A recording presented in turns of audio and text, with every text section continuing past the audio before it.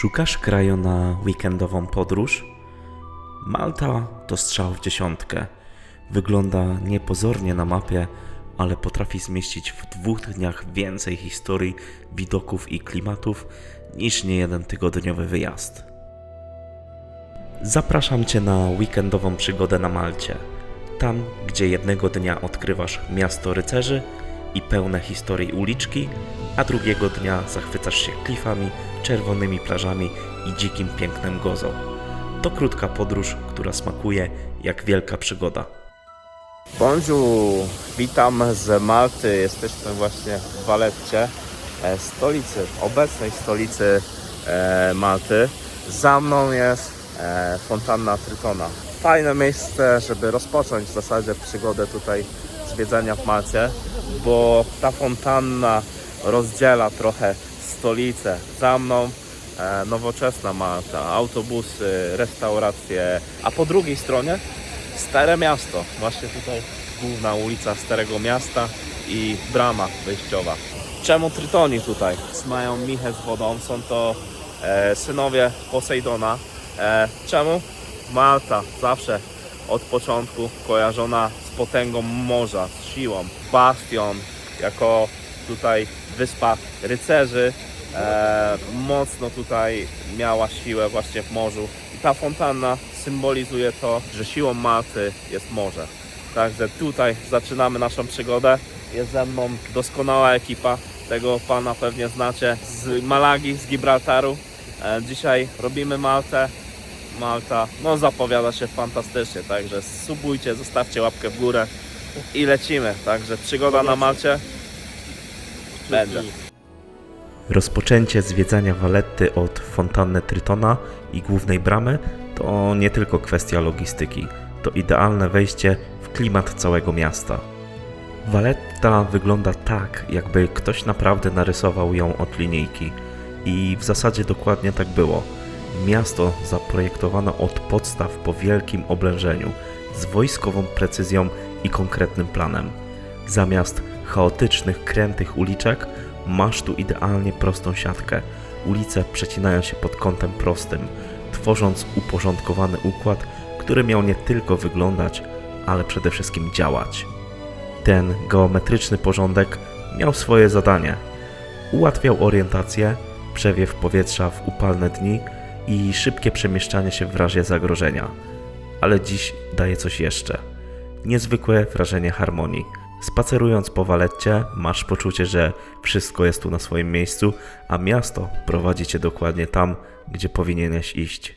W ogóle nie wiem, czy żono już zauważyłaś tą taką unikalną architekturę, no bo niby budynki można powiedzieć, że takie włoskie, nie? Takie fasady sycylijskie, ale te balkoniki i te narożne tutaj takie, to jest takie brytyjskie, nie? Takie puby, Irish pub, coś takiego, nie? Ale faktycznie już na pierwsze spotkania z tym starym miastem ja już czuję, że tu będzie miks kultur.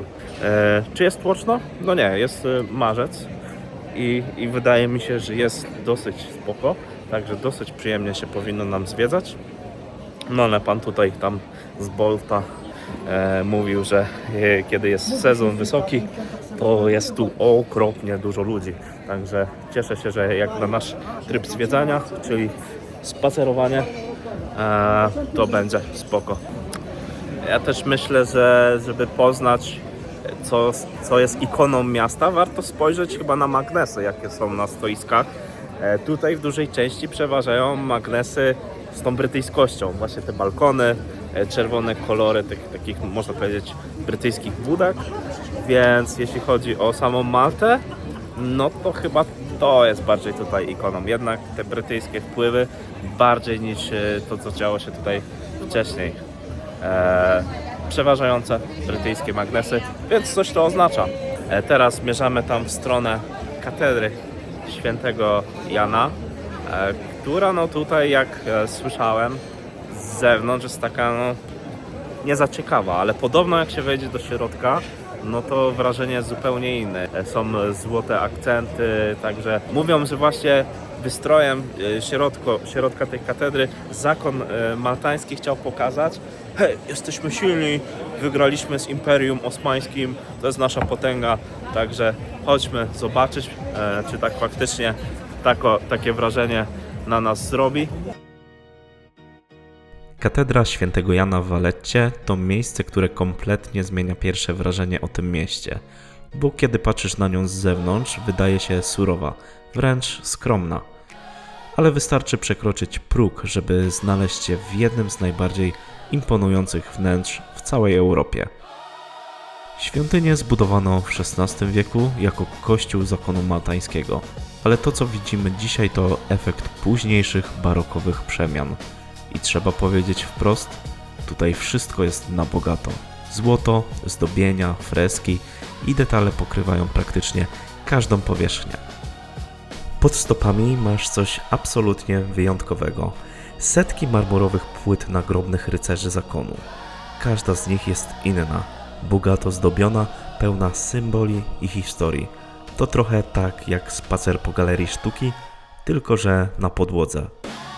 Nad głową rozciąga się monumentalny cykl malowideł autorstwa Matti Prietiego, który opowiada historię życia świętego Jana Chrzciciela. Całość tworzy spektakl światła i koloru, który potrafi na chwilę zatrzymać. Ale największy skarb katedry znajduje się nieco na uboczu, w jednej z kaplic. To ścięcie świętego Jana Chrzciciela, Caravaggia. Jedyny obraz, jaki artysta kiedykolwiek podpisał własnym nazwiskiem. Surowy, brutalny, pełen emocji, zupełnie inny niż reszta wystroju, a przez to jeszcze bardziej uderzający. No i jesteśmy. Udało nam się wejść. Słuchajcie, no kolejka była, ale można było kupić bilety online. Był QR code, szybko zeskanowałem, podpiąłem kartę, no i kupiłem bilety dla naszej szóstki. W miarę sprawnie to poszło. Minęliśmy dosyć długą kolejkę, może zaoszczędziliśmy pół godziny czekania, tak na moje oko. No i co? Faktycznie, tak jak mówili, z zewnątrz niepozorna, ale tutaj, kurczę, złoto. Czuć potęgę, czuć tą przestrzeń. Na sklepieniu mamy, jak to powiedzieć, żywot Jana Chrzciciela. W ogóle na podłodze chodzimy po grobowcu. Są tutaj groby na podłodze. No i tu za mną ołtarz. Można powiedzieć złote, a skromne. Dobra, teraz plan jest taki. Trzeba zarzucić coś na ząb, ale nie byle co, idziemy szukać dobrego pasticcini, czyli tutejszej przekąski, której musimy spróbować i ocenić, jak to tutaj smakuje. I właśnie w takim momencie, gdzieś między kolejnymi zabytkami, przychodzi czas na coś absolutnie obowiązkowego – pasticci. To małe, niepozorne przekąski, które są jednym z najbardziej charakterystycznych smaków Malty. Z zewnątrz kruche, warstwowe ciasto, które niemal rozpada się przy pierwszym ugryzieniu, a w środku najczęściej dwa klasyczne nadzienia – kremowa ricotta albo pasta z groszku. I co najlepsze? Pasticci to nie jest jakieś turystyczne jedzenie. To coś, co jedzą wszyscy. Lokalsi wpadają po nie rano, w ciągu dnia, czasem późno wieczorem. To szybka przekąska, którą bierzesz do ręki i jesz w biegu, stojąc gdzieś przy ulicy, obserwując życie miasta. Kurczę, smakuje mi to. Takie ciasto francuskie z wytrawnym nadzieniem. A widzę, że masz inne kształty. Inaczej każdy robili. Bo wziąłem z kurczakiem, z fasolą i z serkiem ricotta. Całkiem dobre. Nie każde, bo to z ricottą mi mało smakowało. Takie było mało doprawione. No wadą tego jest to, że jest to tłusta przekąska. Więc no tutaj dwa mogą solidnie zasycić. Czy jest jakieś takie tutaj wyróżniające się na tle, nie wiem, innych przysmaków europejskich? No raczej nie powiedziałbym, bo zbyt takie powszechne. No ciasto francuskie oczywiście jest powszechne, no na pewno w całej Europie. Nadzienie jakiekolwiek, właśnie nie ma takiego unikatowego, takiego, którym właśnie by się szczyciło. Jakby nie utkwi mi nic w głowie, co było w tej przekąsce takiego, co kojarzyłoby mi się mocno z Maltą. Po szybkim przystanku na Pastici ruszyliśmy dalej, w stronę fortu Świętego Elma. I trzeba przyznać, że to był jeden z tych momentów, kiedy samo przemieszczanie się staje się atrakcją. Spacer w tym kierunku po prostu zachwyca. Wąskie uliczki nagle otwierają się na przestrzeń, pojawiają się widoki na morze, a jasny miodowy kamień budynków zaczyna odbijać światło w taki sposób, że wszystko wygląda jeszcze bardziej intensywnie. Sam fort Świętego Elma oglądamy tylko z zewnątrz, ale to już wystarczy, żeby poczuć jego skalę i znaczenie. To miejsce, które przez wieki pilnowało wejścia do portu i było świadkiem jednych z najważniejszych momentów w historii Malty. Fort strzegł tutaj wejścia do portu, więc był bardzo ważny, jeśli chodzi o obronność. No ale niestety podczas oblężenia padł. Ale to nie znaczy, że nie spełni swojej funkcji, bo dał właśnie Maltańczykom czas na zorganizowanie się do obrony na lądzie. Zamiast zwiedzania do środka robimy krótką przerwę. Aperol w dłoni, chwila oddechu i widok na morze. Czasami to właśnie takie momenty najlepiej zapadają w pamięć. I dopiero po tej chwili ruszamy dalej. Wzdłuż wybrzeża w stronę górnych ogrodów Baraka, gdzie czeka nas jeden z najpiękniejszych widoków na całej Malcie. Dobra, tu są łódeczki, które na Trójmiasto się przedostają, ale my idziemy teraz zwiedzać ogrody, tylko tam przejście było zamknięte.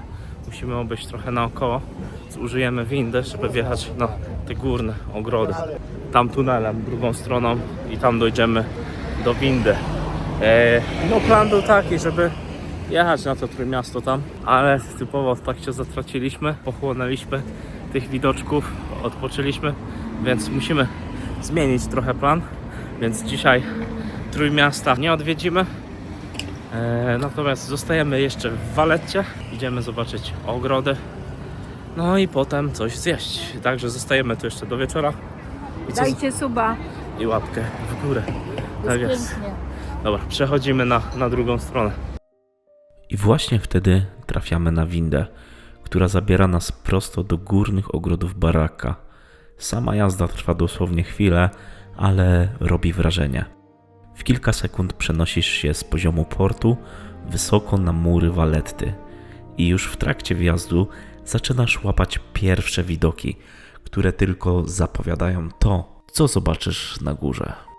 A tam totalny sztos. Górne ogrody Baraka to jedno z tych miejsc, gdzie po prostu stajesz i patrzysz. Przed tobą rozciąga się Grand Harbor, statki, fortyfikacje i cała panorama, która wygląda jak żywa pocztówka. Ale my trafiliśmy tam w idealnym momencie. Golden Hour zrobiło swoją robotę. Słońce zaczęło powoli schodzić niżej, a całe miasto złapało ciepłe, miękkie światło. I jeśli miałbym wskazać jeden punkt w Valetcie, który trzeba zobaczyć o zachodzie słońca, to właśnie tutaj. Potwierdzam, że może to być jeden tutaj z lepszych punktów widokowych. Właśnie mamy taki, można powiedzieć, golden hour. Słońce tak przyświeca teraz. Chyba to jest dobra decyzja, że przyszliśmy tutaj później. Także później, kiedy słońce już zmierza ku horyzontowi, to światło naprawdę tą swoją taką pomarańczowością nadaje tu niesamowitego efektu. To, co dzieje się teraz z tym słońcem, no to tu wzmacnia to miejsce jeszcze wielokrotnie. To jest ta bateria, te armaty. Codziennie o 12 jest salwa, także no może warto tu przyjść dla tego słońca o tej porze, czyli porze przed zachodem, ale też warto przyjść obejrzeć tą salwę tutaj o 12, czyli to polecam chyba zrobić te ogrody 2 razy dziennie, nie? Na salwę i potem jeszcze raz jakiś napój posiedzieć przy tym pięknym słoneczku, no cudownie. I co? Widzimy się pewnie za chwilę i już będziemy w drodze do Gozo kolejnego dnia. Także zostawcie subka, łapkę w górę i zwiedzamy dalej tutaj Maltę i wysepki obok. Bonjour, dzień dobry, kolejny dzień na Malcie. Słuchajcie, te widoczki za mną, To jest wyspa Gozo, tam właśnie zmierzamy. Dzisiaj sprawdzamy najpopularniejszą wycieczkę na Getiogedzie, całodniową wycieczkę na wyspę Gozo samochodami 4x4. Także jesteśmy pełni ekscytacji. Przyjechaliśmy tutaj do portu. Zaraz pewnie będziemy mieć jakąś łódeczkę i przedostaniemy się dosłownie kawałek dalej, już na Gozo, opuszczając Maltę. Szukaliśmy wycieczki, która pozwoli nam zobaczyć całe Gozo w pigułce, w jeden dzień, bez kombinowania i tracenia czasu na logistykę. Wybór padł na buggy 4x4 z Get Your Guide. No i teraz pytanie do Was, czy faktycznie da się zobaczyć całe Gozo w jeden dzień? Dajcie znać w komentarzach, czy według Was coś przegapiliśmy.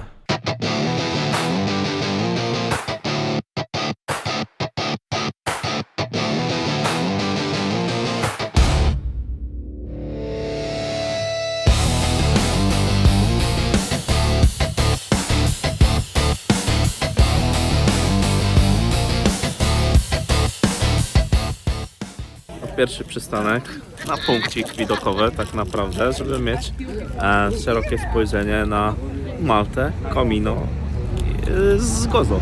Także fajne przywitanie tutaj. Zaczynamy przygodę. Czyli on mieszka... On gdzieś po środku mieszka w jakiejś chatce. Sam jedyny. Ciekawostką na Comino, pan przewodnik tutaj powiedział, tam żyje tylko jeden człowiek. Także całkiem fajnie sobie ktoś tam żyje samotnie i przywożą mu jedzenie, picie. Taką drogę życiową sobie obrał, także dajcie znać w komentarzach, czy też chcielibyście spróbować, tak jak on, żyć samotnie na jakiejś wyspie, jak Robinson Crusoe. Uśmiech. No, tak sobie jeździmy, tutaj pan opowiada. Mówi, że póki co właśnie teraz wyspa jest zielona. Bo jak przyjdzie właśnie kwiecień, maj, to zaczną się tu już robić susze, wszystko sucho, więc właśnie pan się cieszy, że okres luty, marzec to jest to, że na Malcie i na Gozo jest tu zielono i faktycznie no jest zielono, ale no nie oszukujmy się, nie tak jak na Maderze albo na Teneryfie na północy. Ta zieleń jest, ale no porównując do wysp, w których jest większa wilgotność, to jest bez porównania w sumie. Dobra, zatrzymaliśmy się na kolejnym punkcie. Szybka toaleta, no i zaraz idziemy pewnie do jaskini Calypso. Kolejny przystanek na Gozo i wchodzimy w klimat legend. Jaskinia Calypso. To właśnie tutaj, według mitologii, nimfa Calypso miała przetrzymywać Odyseusza przez 7 lat, kusząc go obietnicą nieśmiertelności. I kiedy stoisz w tym miejscu, naprawdę łatwo się w to wczuć. Ale trzeba powiedzieć szczerze, dziś to bardziej punkt widokowy niż jaskinia do zwiedzania. Sama grota jest zawalona i nie da się do niej wejść, więc cała magia dzieje się wokół, a widok robi robotę.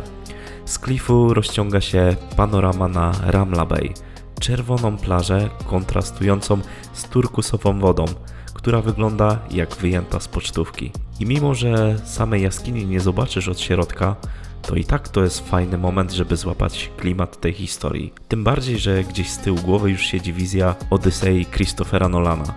I nagle cała ta legenda zaczyna wydawać się jeszcze bardziej realna. Jak się mojej żonie podoba? Pięknie, słonecznie, nie za ciepło, nie za gorąco. Czy ty jak Calypso uwięziłabyś mnie też? Jak Odyseusza? A już to zrobiła, czyli jestem w tej jaskini. Pakujemy się do auta i jedziemy dalej. Kolejny przystanek.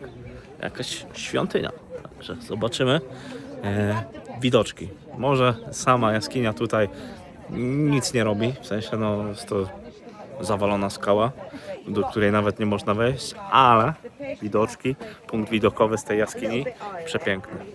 Co sądzisz? Tak. Gdzie jedziemy? Do kościoła. Że wchodzimy do temple, ruiny. będziemy sobie, tu mamy pół godzinki. Kierowcy odjeżdżają, bo wyjście do templu jest z drugiej strony. Będą na nas czekać tam później. I co? Zobaczymy, co nas tu czeka. Na razie bilety. 10 euro od osoby wejście. Także musimy opłacić je tutaj. Można kartą Visa, można gotóweczką. Także i tak musimy zapłacić. Zanim w ogóle zobaczymy same świątynie Grzjantia, zaczynamy trochę jak w muzeum. Najpierw wchodzimy do centrum dla zwiedzających, czytamy, oglądamy, poznajemy historię i próbujemy zrozumieć, z czym tak naprawdę mamy do czynienia. I to jest ważne, bo kiedy potem wychodzisz na zewnątrz i widzisz te ruiny, wszystko zaczyna mieć zupełnie inny sens. Bo Grzjantia to nie są jakieś stare kamienie. To jedne z najstarszych wolno stojących budowli na świecie. Starsze nawet niż piramidy w Gizie i Stonehenge. Powstały około 3600 lat przed naszą erą, czyli ponad 5000 lat temu. Najbardziej imponujące jest to, z czego zostały zbudowane. Ogromne, megalityczne bloki skalne, niektóre ważące nawet kilkadziesiąt ton. I do dziś nie wiadomo dokładnie, jak ludzie z epoki kamienia byli w stanie je przemieszczać i ustawiać z taką precyzją. Z tym miejscem wiąże się też legenda, która tłumaczy nazwę Grzjantia. Pochodzi od maltańskiego słowa oznaczającego gigantkę. Według lokalnych opowieści świątynię miała zbudować olbrzymka, która nosiła kamienie na głowie. Marek, co? My byśmy we dwóch taki jeden kamień normalnie przynieśli, nie? Nie ma Tydzień, problemu. góra, dwa. Tydzień, no, I jest cała ten... 2 tygodnie? Myślę, że tak. A 3 tygodnie z takim jeszcze z przerwami na piwko. No to, No, to byśmy w 3 tygodnie tutaj zbudowali coś takiego. No. Więc te olbrzymy, no to faktycznie to jest, może być prawda, no ale takie jak my tu. O. Dobra, nasz driver wysadził nas przy murach Cytadeli. Mamy pół godzinki tutaj i wróci za pół godzinki nas odebrać. Był trochę koreczek, bo jesteśmy w ogóle w stolicy Gozo, w mieście Victoria, na które wciąż kierowca mówił, że dużo osób miejscowych mówi Rabat. Kolejny przystanek to serce Gozo, Victoria, czyli dawny Rabat. I już z daleka widać, co tu gra pierwsze skrzypce. Cytadela, która góruje nad miastem. To miejsce było zamieszkane od tysięcy lat, od czasów prehistorycznych przez Fenicjan, Rzymian, aż po średniowiecze. Cytadela pełniła funkcję schronienia dla mieszkańców wyspy, zwłaszcza w czasach najazdów. Kiedy pojawiło się zagrożenie, ludzie po prostu uciekali za jej mury. I kiedy wchodzisz na górę, od razu czujesz, dlaczego to miejsce było tak ważne. Z murów rozciąga się widok na praktycznie całą wyspę. Gozo nagle robi się małe, a ty masz wszystko jak na dłoni. Same uliczki Cytadeli są wąskie, kamienne i bardzo klimatyczne. Trochę jak mini Mdina, tylko mniej zatłoczona i bardziej surowa.